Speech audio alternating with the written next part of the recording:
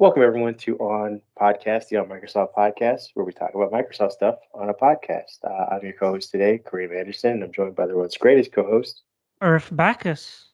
Yeah, and we're back with another round of Windows information, Microsoft news, and all kinds of earnings, and chip talk, and uh, Windows talk, and hardware talk. We got it all for you this week. And we have a lot of topics to get to this week. We have four main topics. The first of which is low cost Surface laptop. We just finished Microsoft's hardware cycle for the year. We got the Laptop Studio and the Pro 8 and the Go 3. But there's still some more rumors to go around. Microsoft could be working on a new low cost Surface laptop. Yeah, that'll be interesting to see where that kind of fits in between the Go series. And following that, we have more information about Windows 11 rollout. So they'll be putting something on this new laptop, and we'll try and see how well this Windows 11 is doing so far, and if it'll end up on this new laptop.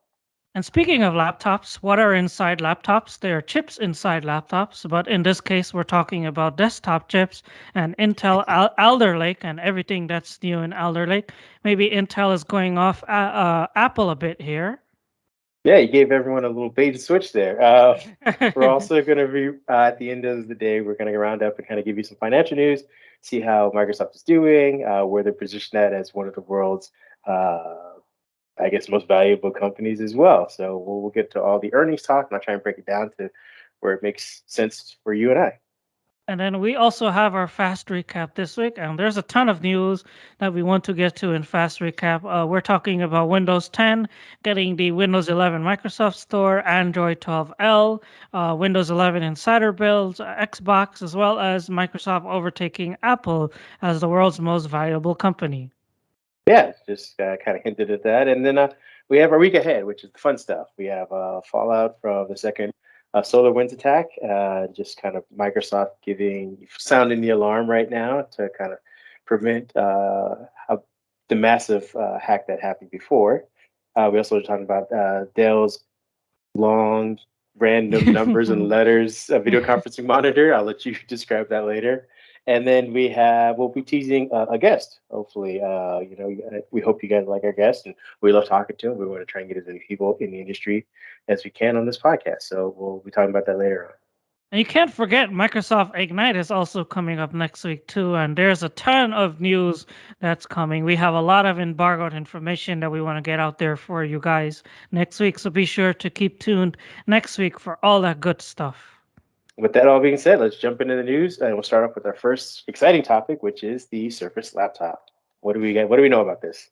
Well, it's pretty much Microsoft taking on Chromebooks. So this is something that Kareem and I have said Yet again, like 100 million times on this podcast since we're at what, episode 54 now. It seems like we talk about it every single week, which is the rise in Chromebooks and the rise in popularity of Chromebooks. And Microsoft tried to go after Chromebooks before with the whole Windows 10 and S and Windows 10 S mode thing, but they're not done yet. Apparently, they're trying to get at it again. Microsoft might be readying a new 11.6-inch laptop that's even cheaper than the $549 Surface Laptop Go or even the Surface Go. Now, this is not really, saying a consumer product per se. It's mainly intended for education customers and IT departments in schools and stuff. But it's meant to be a low-cost EDU laptop to take on laptops that HP Stream and those Lenovo laptops that you see out there. And it's currently code named Tenjin. And this is according to our friends at Windows Central, mainly Zach Bowden. He put out a piece out there saying that this new laptop is expected to have an 11.6-inch display with a 1366 by 768 resolution, full-size keyboard and trackpad, USB-A, USB-C, a headphone jack, and also a traditional barrel charger. And it's supposed to have also 8 gigabytes of RAM and a Celeron CPU. Now, it's also supposed to be called Laptop SE, which is supposedly named after a new version of Windows 11 for those low-cost PCs. And that is the scoop that we have on this new Surface laptop that could be coming soon. yeah, I had some thoughts about this because I feel like Microsoft keeps going round and round with this effort, and they don't seem to be learning. They keep thinking like, new things will help them compete, and they disregard all the old stuff that they did before instead of working on it. We had the laptop Go, and I know it's a little more expensive than normal Chromebooks, but I mean, it was the build quality that you went for. It also had some of the ports that you wanted and things like that. And then we also had Windows 10s, which seems to have been abandoned as soon as Windows 10 X started showing up, and you never heard anything else about it. So my thoughts are, we'll have to obviously wait and see what they say, or if and when they announce this laptop and operating system, how they plan to compete exactly with Chromebooks, because they never really say. They just say like, oh, this is our effort to compete. What they seem to be missing is the software and management aspects of the operating system for Chromebooks that I think schools value most. Aside from the super cheap laptops that are 150 bucks, 200 bucks that they can buy in bulk, it's also being able to have perhaps one IT guy or one super savvy computer engineer, teacher or something like that manage a fleet of these books. That's something that Microsoft hasn't been able to really do with Windows just yet. Not without getting into the super expensive enterprise uh, uh, Intune, I think it is, or whatever, a software that they use to manage the devices. So if SE stands for something, hopefully it stands for something that helps them manage a ton of a fleet of books, and they start to look about the licensing, because again, this is what makes their devices sort of expensive, more expensive than what others can afford. Even Dell can make $100 laptop, but they have to add another $100 for the licensing fee. So if Microsoft is really serious about competing with Chromebooks, they need to one, get management managing a fleet or a bunch of devices, make that much easier for people. Two, work on the software a little bit more. And three, consider the licensing fee, because again, Right. that's holding back all their partners from helping them out and regaining share. Microsoft can't just take service alone and try to go against Chromebooks. It'll take the Lenovo, Dell, HP, Asus, Acer, and the rest of them. And if they have to keep paying for school laptops at that certain licensing fee, they'll never be able to really compete.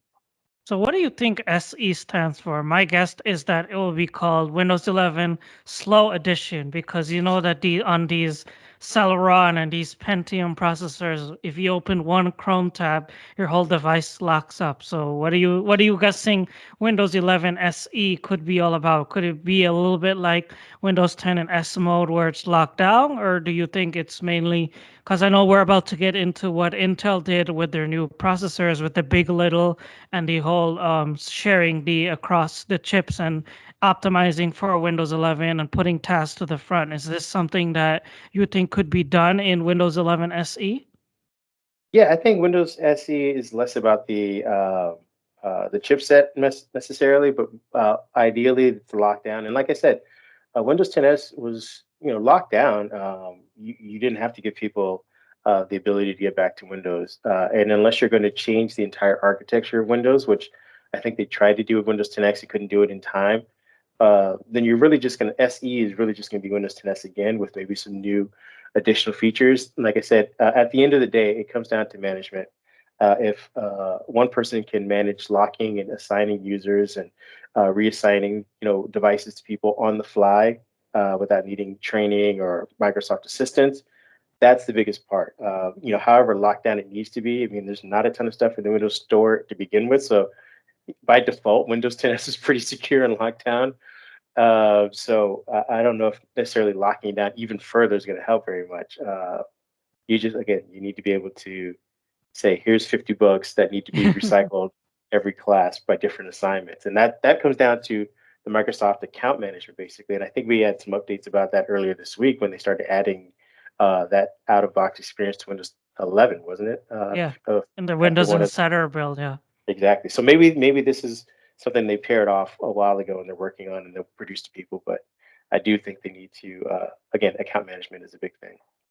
And Windows Central indicated that this new laptop will be all plastic, so it's not something that will be quite popular with Surface fans, because that's not what you normally associate with the Surface lineup. And it would be interesting to see if they even use Surface on it. Maybe it would just be a Microsoft laptop with a Microsoft. Well, the Microsoft logo is the Surface logo, but it'd be Well, not interesting to. necessarily. It'd be because we interesting have to see yeah. if they brand it as a Surface product. All of the reports say laptop, but some people like myself, we assume that it would be a Surface product, but it's not certain. And Windows Central just indicated that it might be 11-inch laptop coming at the end of this year. So worth keeping an eye on for that. It could very well be considered Microsoft's modern lineup. I mean, Yeah. these headsets are plastic. They're low cost speakers, things like that. They may just make it all black and have it added as part of this. I know that these are, for enterprise and teams related, but if they have a division that isn't Surface, they don't want to maybe necessarily taint it or confuse people. They may just call it Microsoft's modern laptop or something like that. We shall see. Get your predictions in now and tune back 2 weeks later and be like, Kareem was right. Or Cream was way off. It's a really crappy Surface, and nobody wants it. And now we'll get into our second topic, which is Windows 11 rollout expanding. This is something that people were complaining about when Windows 11 was quote unquote released on October 4th. No one had it. It was only on newer PCs, and people had to use Microsoft's tools to quote unquote unofficially install it by using the media creation tool or clean installing because Windows 11 wasn't showing in Windows Update. But now this week, Microsoft confirmed that Windows 11's release has been increased and they are leveraging their latest generation machine learning model to offer the upgrade to an expanded set of eligible devices. And it is recommended that you update your devices to Windows 11 to take advantage of the latest features and advanced protection from security threats. This came in a tweet from the Windows Update Twitter account. And they also, I believe this week, they also released the Windows 10 PC Health Check app for all of the Windows 10 people, regardless if you want it or not. So it seems here that Microsoft is getting ready to go full on, put their foot on the throttle, and get Windows 11 out there. Yeah, I feel like we have some pretty short attention spans. Maybe it's the internet, maybe it's just news these days being, shot out of a fire hydrant at us. But they did a very, very similar, if almost identical thing with the rollout of Windows 10. Windows 10 so far, I mean, if we had to do week to week comparisons, probably had more issues. And so they had to, roll back their rollout as well and then kind Yeah. of readjust it and stuff like this. So I think they were being cautious with Windows 11, but this is not very new. I know that a lot of us who were excited to try and get Windows 11 early were kind of frustrated by this. But again, this is sort of what Microsoft does: is they roll it out because the number or the possibilities of configurations are, well, not endless, but they are in the hundreds of thousands. So they have to account for all of these and make sure that they don't brick people's computers because those would be terrible headlines. So again, as you said, they're kind of just stepping on the throttle a little bit more to get out more devices. They've already seen an uptick in the amount of people who are receptive to Windows 11 and kind of putting it on the machine. So uh, again, with caution, they're just going to be, uh, you know, giving it to more people and probably going back a little bit on their, definition of outdated hardware or TPM security measures to try and get Right. it to people that they need to. But again, this is all still sort of consumer stuff. So if you see, Microsoft's Windows 11 is only at 5%, just think that's 5% of consumers. They won't hit their full stride of enterprise people probably for another year or two because they tend to wait for these kind of things if they even do it at all because Windows 10 is still very active in development. So, temper your expectations as far as how well the rollout's doing because, as we were kind of describing over the next few weeks and months, it's doing pretty well as long as, we don't have any mass issues or bugs. Uh, Microsoft will keep doing pretty well with Windows 11, I think.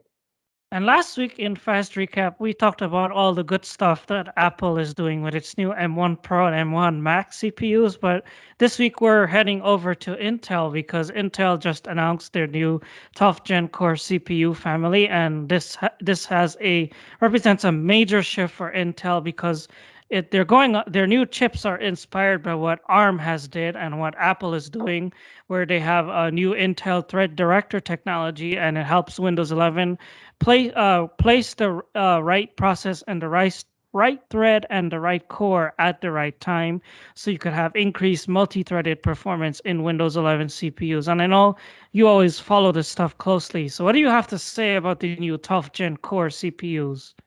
If I had to put an analogy, so to speak, I don't know if anybody watches boxing or fighting or MMA or whatever, but Intel finally decided to block. They're not necessarily throwing very big punches at Apple, but they've taken two to the chin right now as far as the M1's concerned and the M1 Pro and Max announcements. But they probably waited, and it seemed like they about 72 hours before they started announcing more information about Alder Lake, and benchmarks started secretly surfacing to kind of show that it can outperform in certain tests with the Apple M1 Max, I believe. Is that the biggest one or Pro? I don't know, whichever the top one is. They needed to do something, and it seems like unfortunately these are desktops, so I don't know how this is going to trickle down into laptops in 2021, or if they have a new architecture that we'll be seeing that isn't Alder Lake, but is something else for laptops. So for creatives that are using desktops, which I think for the most part in the Windows world, that is the preferred method and device. These are pretty promising because they are, competing with the GPU performance from an AMD without necessarily using discrete graphics or leaning on discrete graphics to kind of boost themselves. I don't know how the heating is going to do for this. We're assuming that these are running obviously as a desktop, so they're fully plugged in. So you'll probably have fan noise and some heat, but if you're running a desktop, you'll be able to get full performance without any type of throttling or crashing of the system, depending on what software you're using. So I think it's going to be awesome, but we'll have to see again how the threads kind of interact with each other and how these machine learning processes go as they kind of, I guess, copy your workflow and adjust accordingly. So these are also the first new processors from Intel using the new quote unquote Intel 7 10 nanometer process. And Yeah, AMD has been on 10 nanometers for a while now, but now Intel has finally caught up. And as we were saying, this allows them to have more cores and have performance cores as well as efficiency cores. And you'll find this in the new Core i9 12900K CPU, which has no less than 16 cores with 16. eight performance cores and eight efficiency cores with 24 threads and a maximum turbo boost of 5.2 gigahertz. And there's also other chips in the same Alder Lake family. And there's the i7 12700K and the i5 12600K. And these two models, plus the Core i9 1200K, are also available in cheaper KF variants that drop out the Intel UHD graphics. So Intel is covering itself here. They have all kinds of CPUs for every kind of person.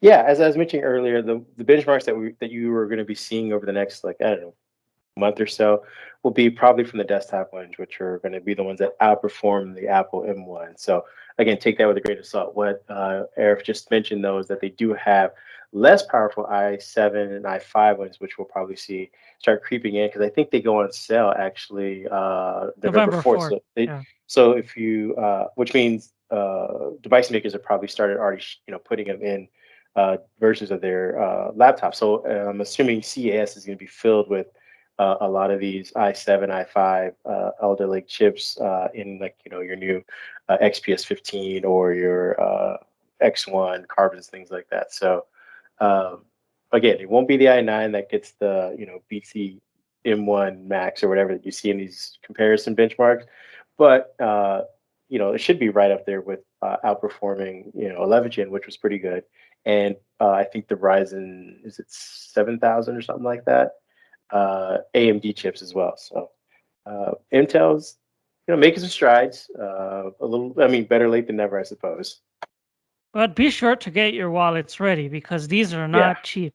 The Core i9, the highest end one, is $589, and then the lowest end chip for the Core i5 is $264. So get your wallets ready and pack the money in there and head out before you head out to your Best Buy or your favorite store because these are some very expensive chips.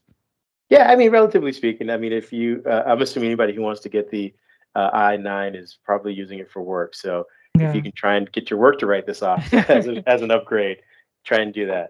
And speaking of money, get us into the money that Microsoft is making now. The biggest thing that I took out of this, I usually just pay attention to Surface and Xbox revenue, and I heard that Surface revenue is down. But I know you love covering these earnings, and you look at the numbers in general, and it's kind of looking good for Microsoft.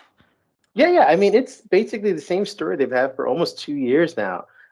They are at a meteoric rise as far as cloud computing is concerned. And the drivers still tend to be Azure and all of the Azure software and services that go with it. So, people are still preferring hybrid work situations and scenarios as far as on-premise and on in the cloud setups, and Microsoft is perfectly positioned for that. I've said it before that AWS is mostly cloud-based and do-it-yourself, which is how they kind of how people justify the cost savings for AWS. I mean, you do save a little bit more than you do for with Microsoft. Microsoft is more of a hybrid in the middle situation, which is again for people who are transitioning.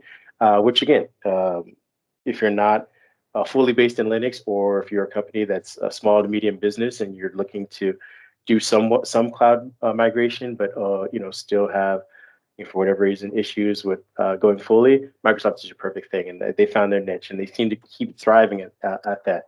As far as the more fun stuff that you and I like to talk about, the hardware, yes, Surface devices have again had I think it's 4 quarters in a row now, 3 quarters in a row, have posted declines in revenue, and despite all the new hardware that came out. Now, again, this is the hardware came out, I believe, a week into this new reporting, so that won't be factored in until next quarter. Microsoft also, as with any other company, will has posted warnings about chip shortages, Yeah. which also affects them and their partners. Now, despite that, Windows OEM license sales actually went up this year, and I think that accounts for 3 months prior. So, despite we're not at the crux of the chip shortage, which is about to get really hard on people, a real tough crunch. And I believe Google's Pixel 6 rollout is kind of indicative of that, where they're saying things are being pushed back, and Apple's having trouble getting more iPhones out and laptops out and stuff like that to people. All the dates are shipping, supply chains are kind of breaking down, things like that. Um, but despite all of that, Windows is up, Office is up, Azure is up, even Xbox, which again, every time they post Xbox, at a Target, it's like, hey, they're for an hour and now it's sold out. Somehow they're still managing to output Xbox devices, and I believe that the comparison that these we used to have, I think it was 2 to 1, was Sony PlayStation 5s to, or I mean Sony PlayStation 4s to Xbox Ones. Now I believe that the margin has actually closed a lot. The gap between the two has closed a lot. I don't have the specific number for that, but Microsoft is selling as many Xboxes as they can put on the shelves. Xbox One, Xbox Series X and S's. And then the other thing that's kind of been big for them, and I know that we've been reporting that they had a slip in their own internal projections for Game Pass, but it actually is still doing well. So I think either they had much higher expectations for how well Game Pass is going to do, but the reality is it's still doing fairly well. And this is all without Halo Infinite and some other top name exclusives coming to the platform. So we'll see once I believe I can't say that develop studios are going to be having games out. The ones that they purchased last year are going to have games out next year, but they should be able to start teasing some stuff at E3 next year that'll help kind of generate some more sales. And maybe when the shortage situation is lessened, they can capitalize on this. But overall, again, Microsoft did well. I think the actual numbers, if you wanted just a kind of a quick overview, is that let me scroll to it. Uh, the fiscal year 22 Q1 earnings, the forecast that they hit a 45.3 billion in revenue and 25.5 billion in earned income. That's a 48% increase, net increase in the quarter in a year-over-year comparison. So I mean, they're doing, again, despite the pandemic, they're doing much better than they've done the year prior. And their acquisition growth I think was also 40% as well. So again, stuff that they purchased, like LinkedIn, things like that, are also doing really well. At the end of the day, they've done great.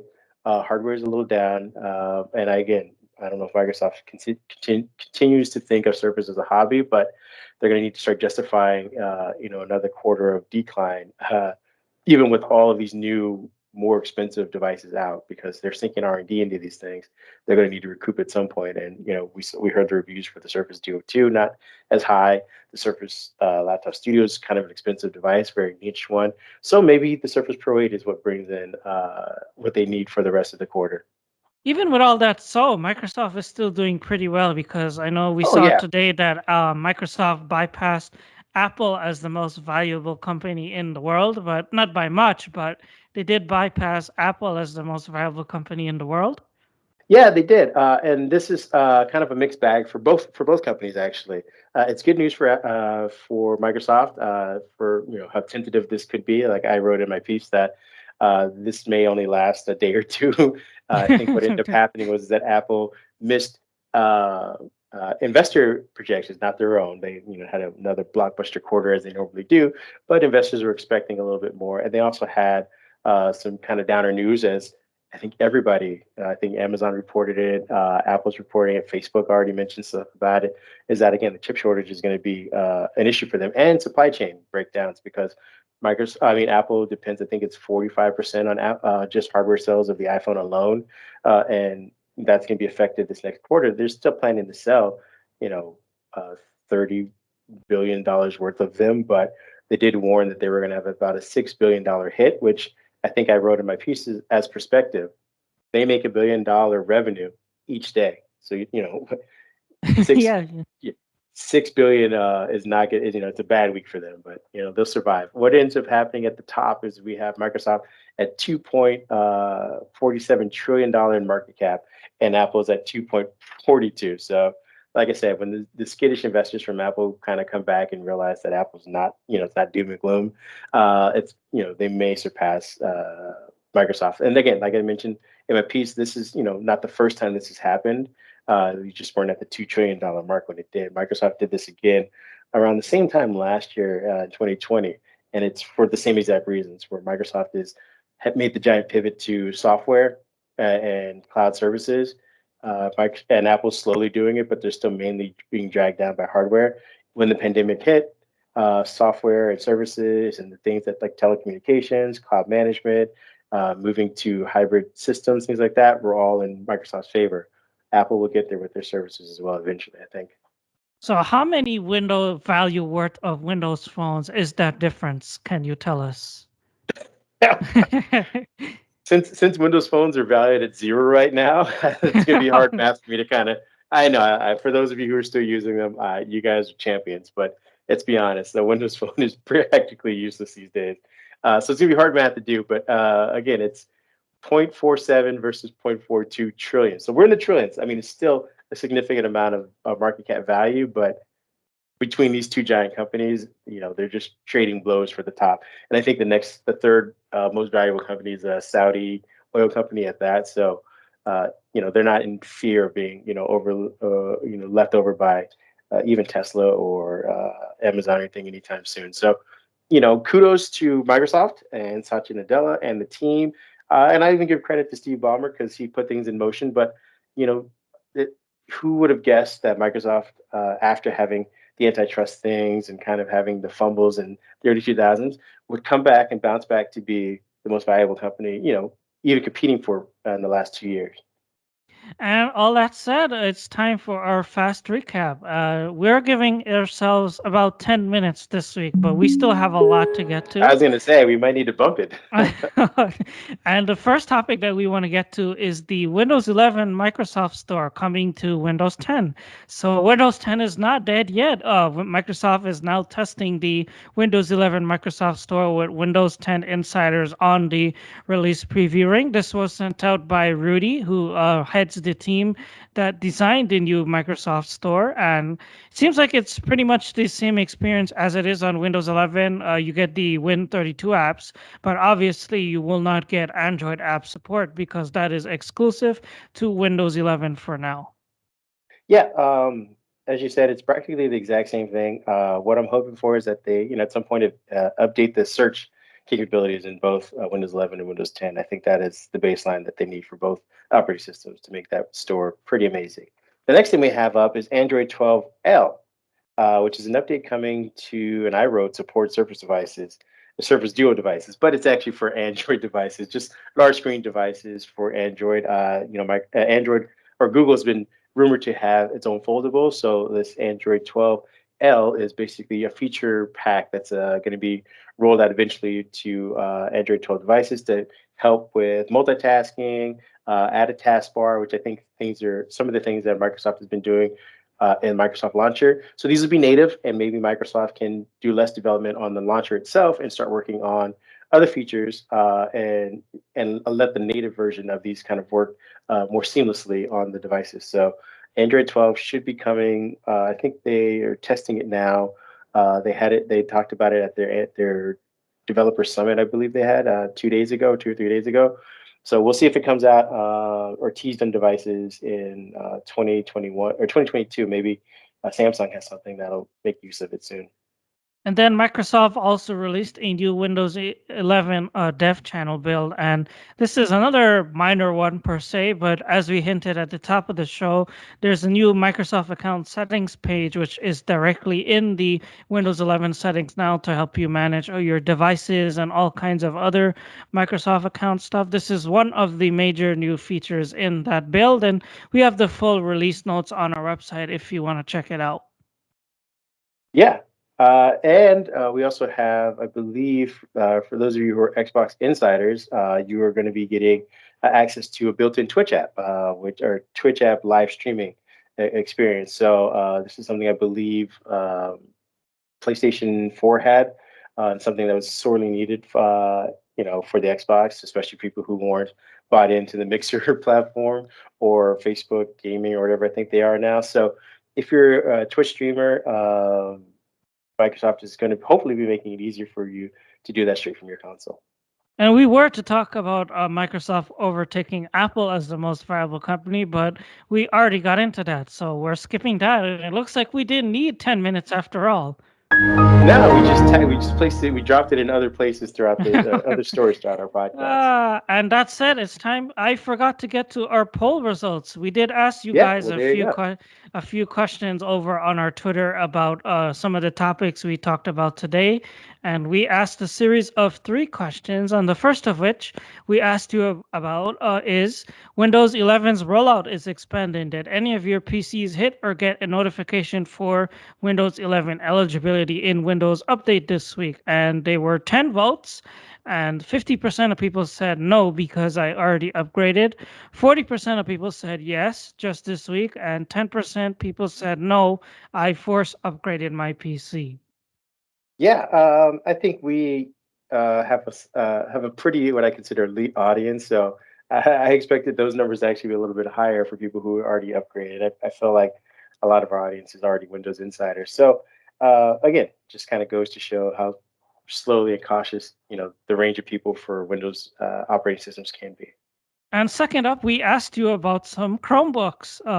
We asked, do you think Microsoft is too late in the game in targeting Chromebooks with an 11-inch all plastic Surface laptop? There were 7 votes, and 71% of people said no, there's still time, and then 28% of people said yes, they are very late.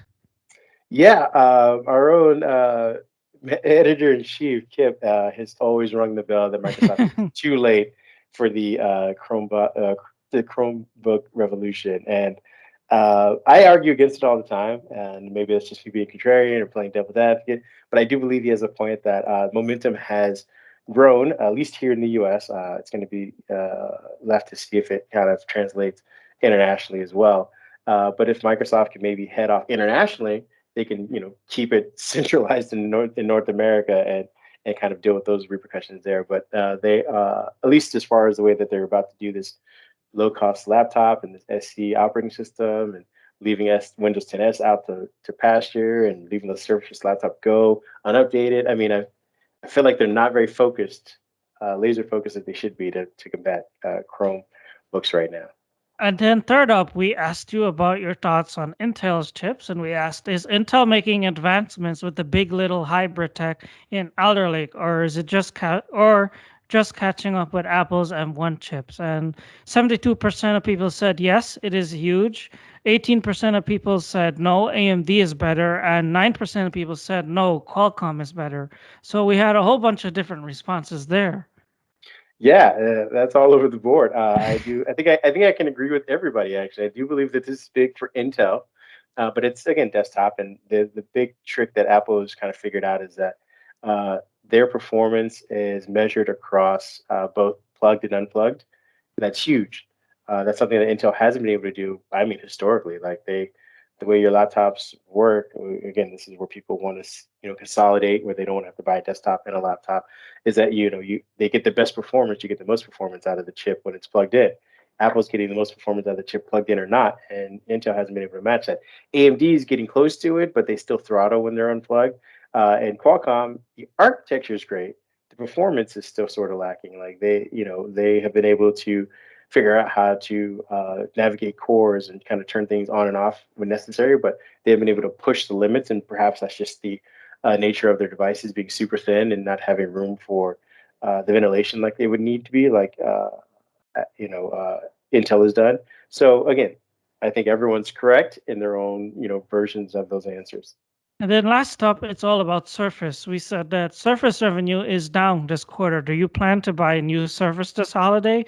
And 60% of people said no, it's too expensive. And 39% of people said yes, I am upgrading. And that is out of 28 votes. So there you have it, Microsoft. You need to make your Surface devices cheaper.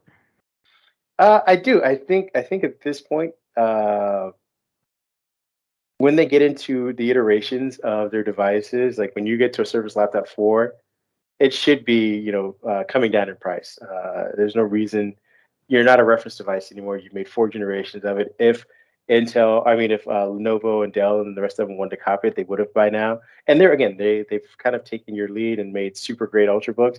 So you should come down in price. As far as the Surface Laptop Studio, if you want to keep that up, the price where it's at for this year. But I do believe when you make a second one, that price needs to come down. Same thing for the Surface Pro 8. I think that price should have came down as well, because again, you're on your 8th generation of this. Like, people know what the device is. You just need to get it into more people's hands and homes and offices. So again, Microsoft, you need to figure out, like, create Gen 1 of whatever the device is.